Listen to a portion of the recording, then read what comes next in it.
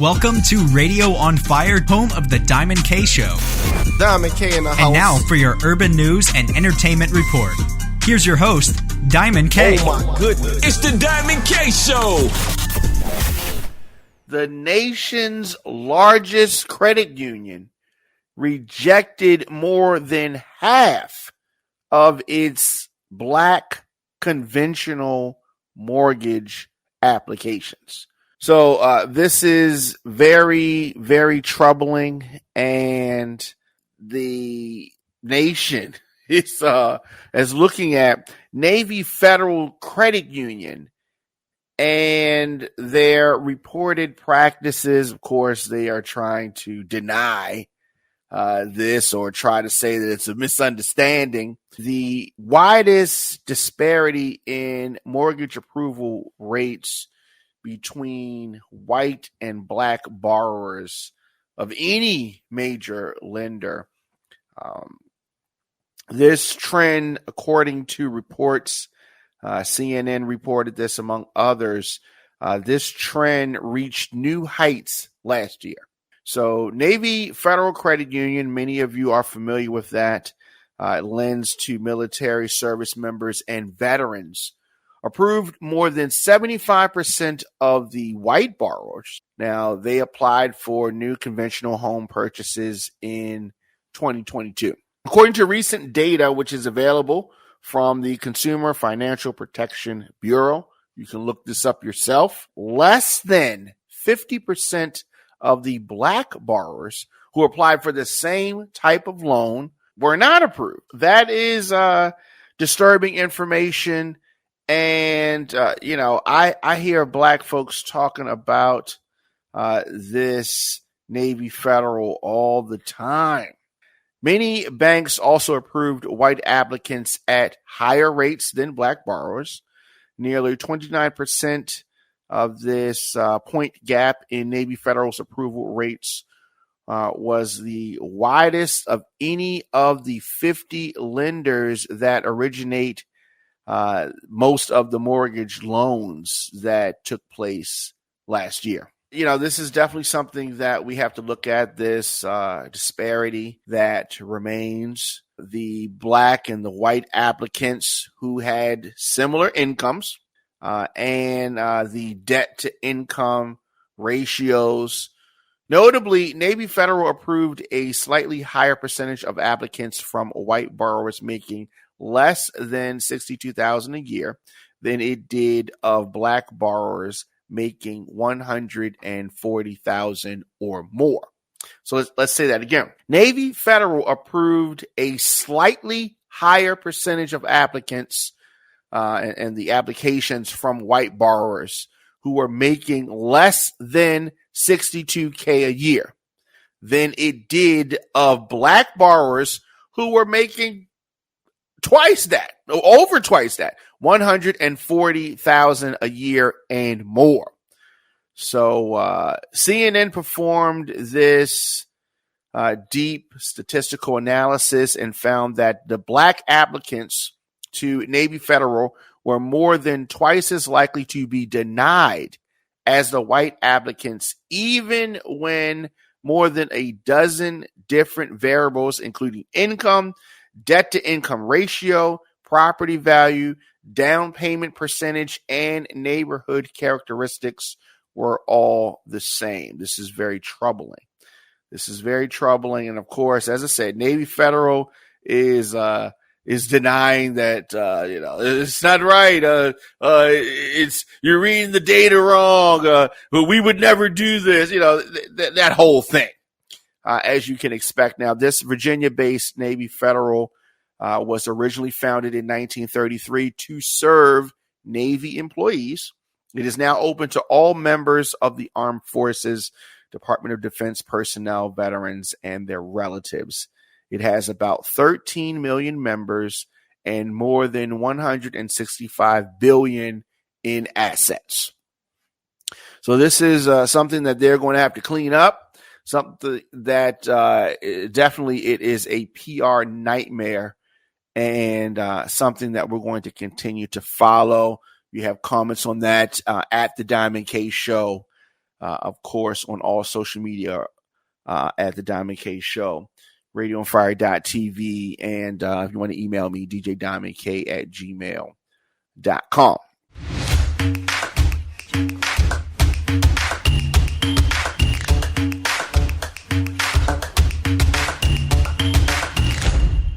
We have been following this next story. Rudy Giuliani. Some folks held him at one time in high regard, but he has fallen, and he has fallen far. So the jury has ordered Rudy Giuliani to pay $148 million to the election workers that he defamed. He is still defaming these ladies, a mother and daughter. And Giuliani does not have a lot of money left, not a lot to lose. Reputation is in the drain. He's not able to pay a lot of things that he owes. But Ruby Freeman and her daughter Shay Moss, wrongfully accused by Rudy Giuliani of having tried to steal votes from Donald Trump in Georgia, were awarded these damages by federal court in D.C.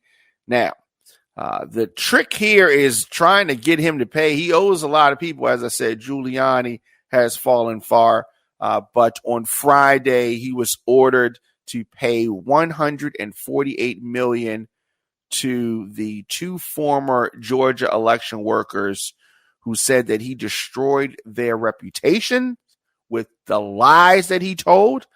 And these lies were related to them trying to help steal the 2020 election from Donald Trump. So the judge in federal district court on Friday in D.C.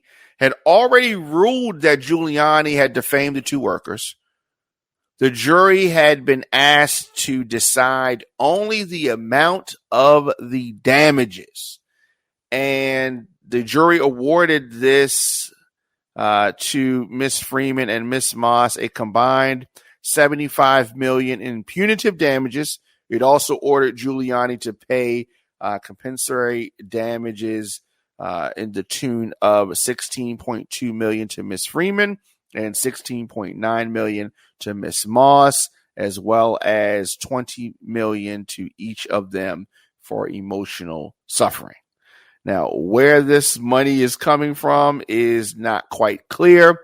They're saying that Giuliani is trying to hide money and all of that. So it will continue. Of course, we know Giuliani helped lead Trump's effort to remain in office after his defeat in 2020. He has endured a string of legal and financial setbacks. He does not have what he used to have. He said that he does not regret a damn thing. Said this outside the courtroom, suggesting that he would appeal and that he stood by his assertions. He's not taking any of this back outside the courtroom. Inside the courtroom is a whole different story. But this guy, his net worth unknown. He refuses to comply with the court required steps to provide that information. And a attorney familiar with his legal situation said that after the verdict, that Mr. Giuliani was likely to file for bankruptcy protection. But because the damages he owes Ms. Freeman and Ms. Moss are considered intentional tort, bankruptcy is not going to erase the liability. So he can file for it all he wants. But I'm not sure that it's going to be very helpful. He's trying to sell his condo, his house, whatever. He's trying to scrape up money. He owes a lot of folks money. He wasn't even able to pay a phone bill, too, at one time. So I don't know what's going to happen here. But Giuliani is definitely a piece of crap. And he deserves everything he's getting because he's a liar. because he's a liar. And just the way that he's been moving since he's aligned himself with Trump, even before that, it is very unsavory. And this was, at one point, some people called him America's mayor. Now he is just another loser. Let me know your thoughts in the comment section. Of course, Instagram, Facebook, Twitter, LinkedIn, TikTok, Threads at The Diamond K Show, RadioOnFire.tv. Make sure that you subscribe to our YouTube channel, DJ Diamond K on YouTube. We post content there daily. And anywhere you get your podcast, just search The Diamond K Show.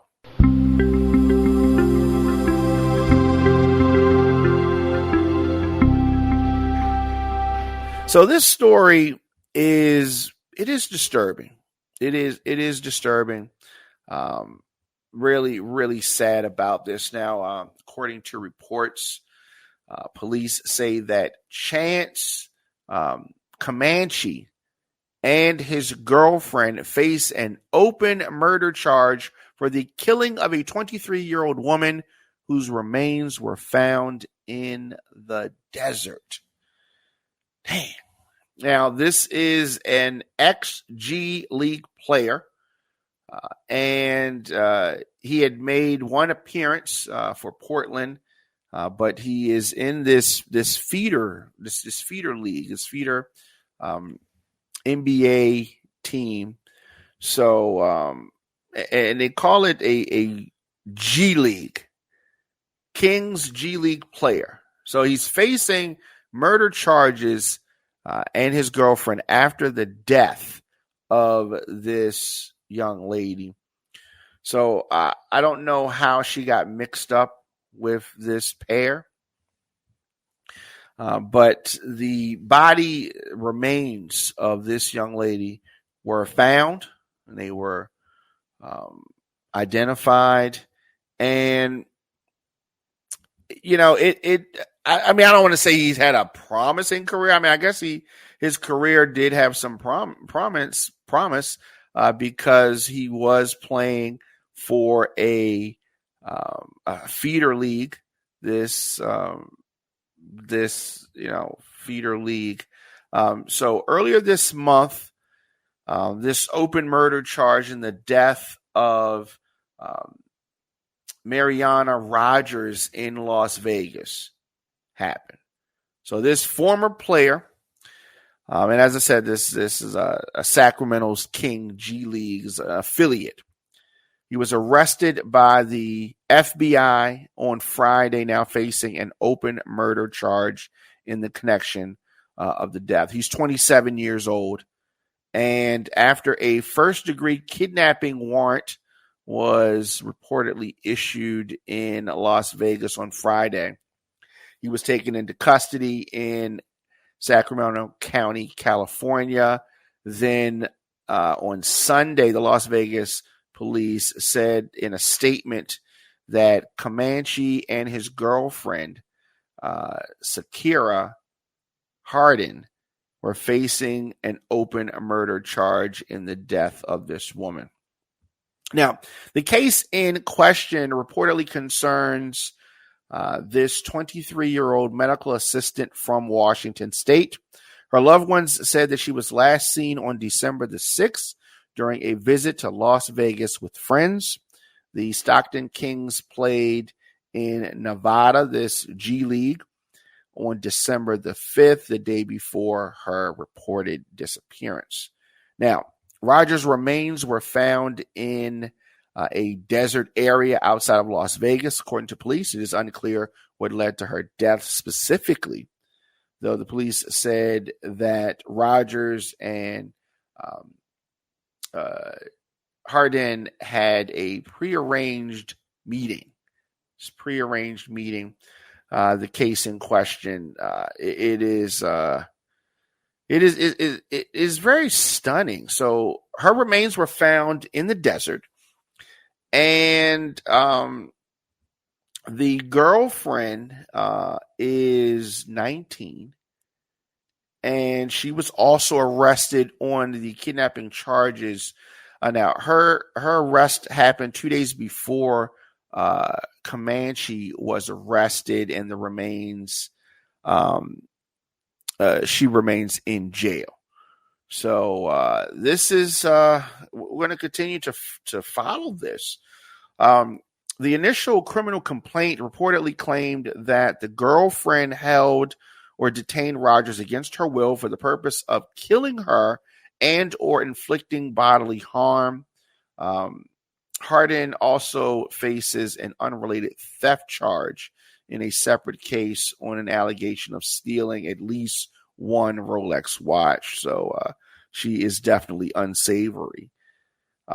Comanche is reportedly expected in Sacramento County Court on tomorrow, and then he's going to have a preliminary hearing on December the 28th. So he is 6'10", 210 pounds. He's a big guy. Appeared in one NBA game playing for the Portland Trail Blazers last season. 2-year player at Arizona. He went undrafted in 2017 and spent time in this G League. So they have dropped him. Don't want nothing else to do with him. The team that he played for, the Stockton Kings, announced Friday that they had released him, but did so with no additional details. Bad news, bad publicity. This guy and his girlfriend are going down. So definitely thoughts and prayers to the family of the deceased. We're going to continue to follow this story as it unfolds. We'll do this, a quick break, and then we'll be back with more of the show. You listen to the Diamond K Show, radioonfire.tv. You want to get in touch with me, djdiamondk at gmail.com. Hit me up on all social media at the Diamond K Show. Now, on YouTube, we're posting mixes. We post clips of the show. We post full episodes of the show and so much more. djdiamondk at gmail.com. Make sure you subscribe to our YouTube channel.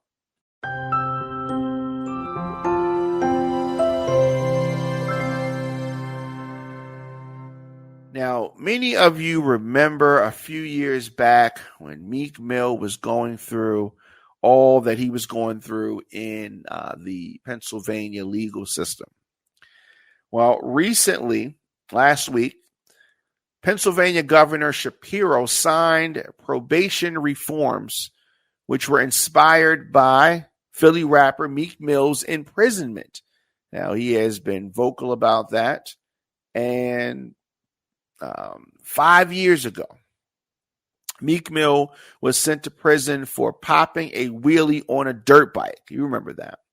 Now, Governor Josh Shapiro signed reforms to Pennsylvania's probation system that advocates say will prevent similar injustices for hundreds of thousands of people. We called a foul on that probation situation. Now, this legislation was passed last Wednesday in the State House and Senate, and it limits when a person serving probation can be sent to prison for a technical violation, such as the infraction that led to the judge sentencing Meek Mill to 2 to 4 years behind bars back in 2017. Of course, Meek Mill very involved in this, and it even became emotional during that. So Meek Mill was obviously an established artist at that time. It called his friend Michael Rubin to go to court with him the day that he was sentenced. And I think that it's definitely a full circle moment.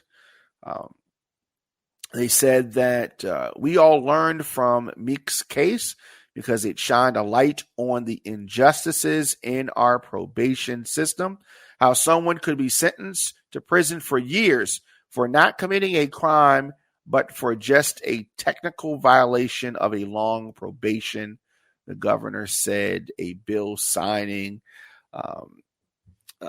he said this at the bill signing ceremony. So Meek has come so far since then, and I'm glad that one, he was there, he was involved. I'm glad that this reform has taken place because it was definitely overdue. Now, Meek spoke tearfully at times about the decade he spent on probation and in and out of prison, risking violations to visit his son and mother in New Jersey, and just his whole plight. So I'm definitely happy for him, and a lot of folks are. It is Senate Bill 838 that Shapiro signed on Friday, and it creates a presumption that probation terms end after 2 years for misdemeanors and 4 years for felonies, or after half has been served, if that is the shorter amount of time. So shout out to the governor, shout out to Meek Mill and all those working with him on the important work. 5 years after Meek Mill was sent to prison for that popping that wheelie, here we are. Meek is with the governor, Josh Shapiro, signing reforms to the probation system. So advocates are happy, and they said that this is going to prevent further injustices.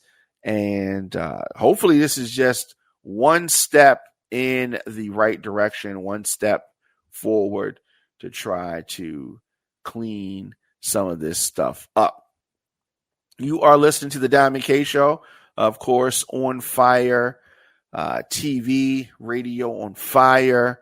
We are here weekdays, and this is just a weird story out of DC.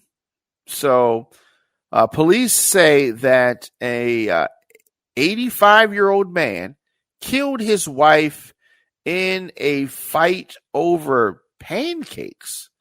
So this guy stabbed his 81-year-old wife.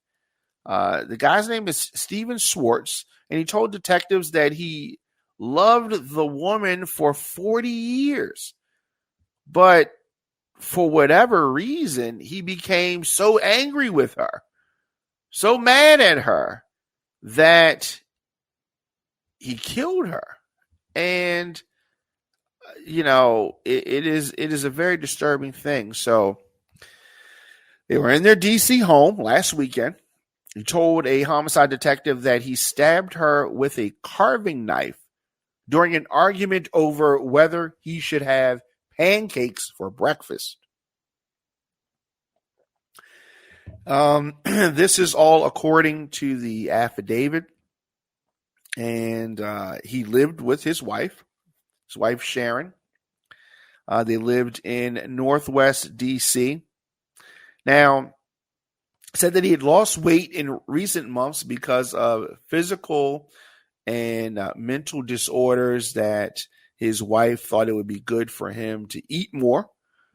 So, there's definitely some mental things going on here. He indicated that he lost 45 to 50 pounds in the hospital, and that his wife wanted him to get back to 180 pounds. This report says that Swartz told his wife was a bit of a taskmaster, but she was doing it for his benefit. And we've all seen maybe an older guy who's having some health issues, and his wife or a woman in his life is trying to put him on the right track. And sometimes they can be a little heavy-handed, but she loved him and, just wanted the best for him. But according to him, she was a taskmaster. So Sunday morning, when his wife asked him if he was going to have breakfast, according to the affidavit, Swartz replied that he had a quarter of a Krispy Kreme donut the day before, and he indicated that he would try to eat a pancake with not too much syrup, but he changed his mind and argument ensued. The next thing he heard was a plate crashing against the wall. According to the affidavit, he reached and grabbed a carving knife from the holder. Neighbor heard the woman scream in the house, called for help. Police arrived and they found her body near the front door. She had been stabbed once in the back, according to the autopsy. The blade had pierced her heart. Just a sad situation. And police said that Stephen Swartz was clutching a knife and would not let go of it until the officer stunned him with a taser. He was taken to the hospital for what the police said was a self-inflicted stab wound. And Swartz, who said his mental problems include depression, paranoia, but he's charged with second-degree murder. He appeared Thursday in Superior Court and was held pending a January 2nd preliminary hearing. So sad situation there, sad situation. Those who need help often resist that help. And this seems like one of those situations where, a guy is resisting the help from his loved one. Sad story there.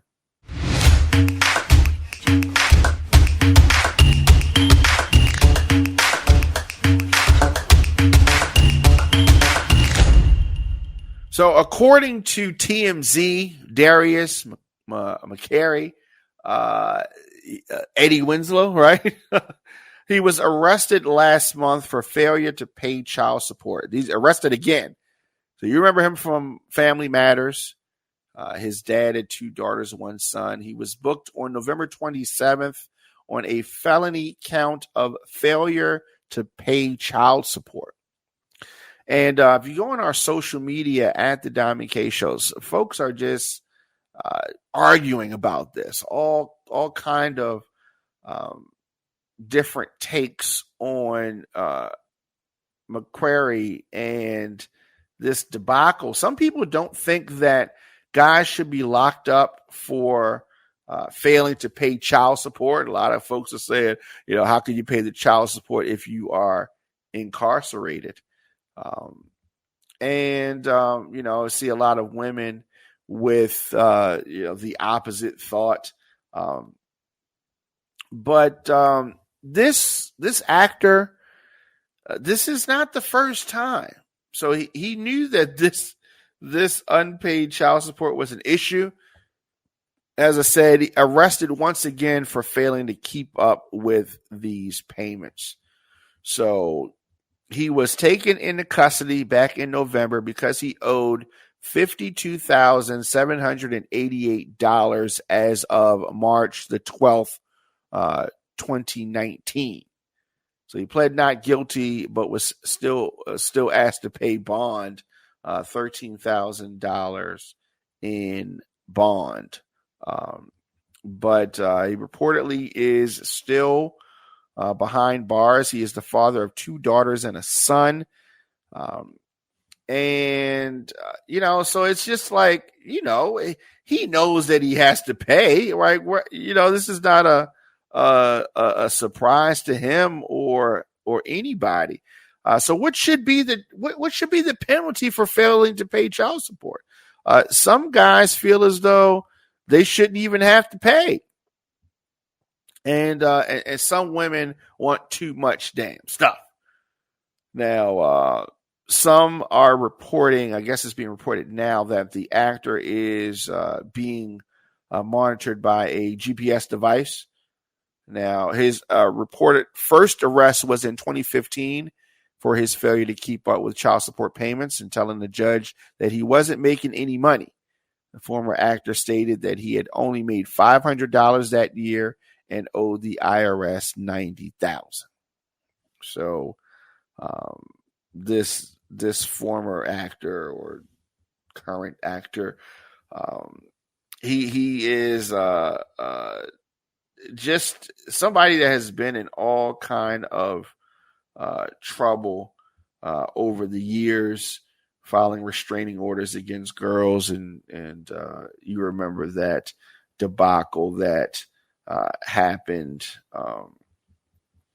with the Sydney Star, but child support is one of those things that the children need it. Obviously, men and women have fussed about it and will continue to fuss about it for years and years. So we're going to see what's going on in this story. Hopefully, Darius will get his self together and do something better, something that could be respected, because it just doesn't look good for this guy right now. Does not look good.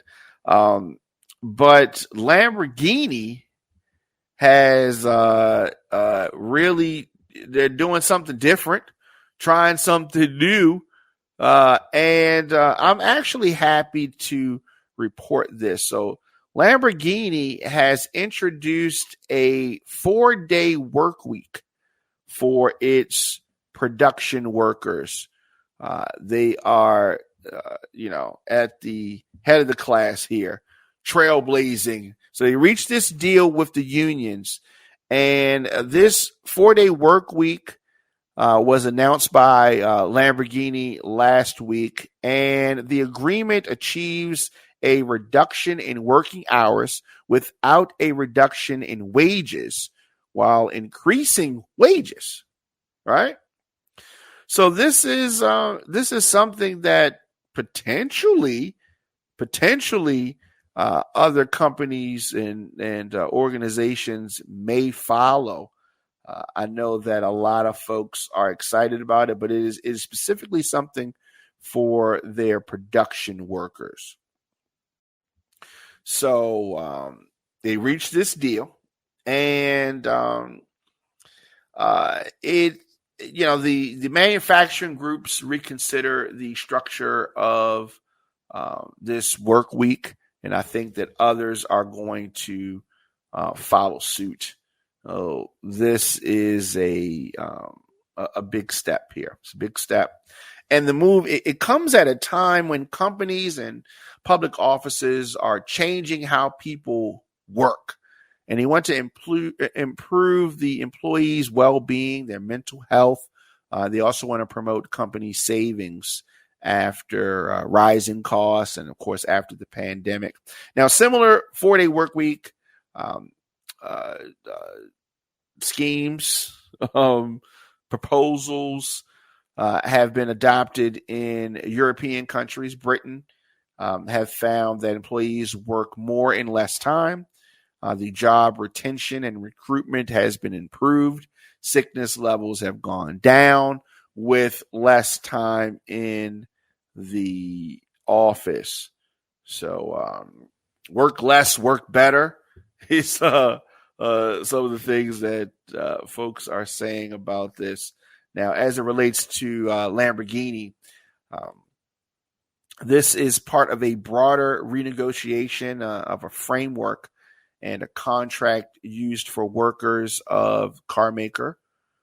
This is a subsidiary of Volkswagen, which is also including 500 new jobs and increases for the annual wages and further labor benefits. So this is a win for the workers. This is a win for management and ownership. And like I said, I hope that others follow suit with this. Definitely congratulations are in order for rap superstar 50 Cent. He is bringing his media company to Louisiana in a very, very favorable deal from the city of Shreveport.